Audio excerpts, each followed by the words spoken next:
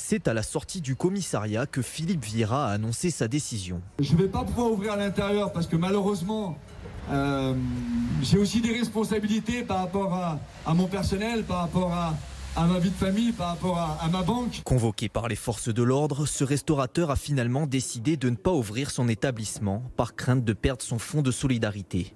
Ici, tout était pourtant prêt pour accueillir à nouveau les clients. On avait prévu effectivement la distanciation, on le voit bien, des tables de 2. Et alors qu'il s'exposait à une amende, une quarantaine de clients avaient même réservé une table. Si on pouvait trouver des solutions pour que ces restaurants puissent travailler, ça serait bien. On est nombreux à les soutenir et voilà, pourvu que ça interpelle nos dirigeants. Car c'est bien un cri d'alarme que pousse Philippe Vieira. On veut des perspectives, mais pour qu'il y ait des perspectives, il faut qu'on se remette.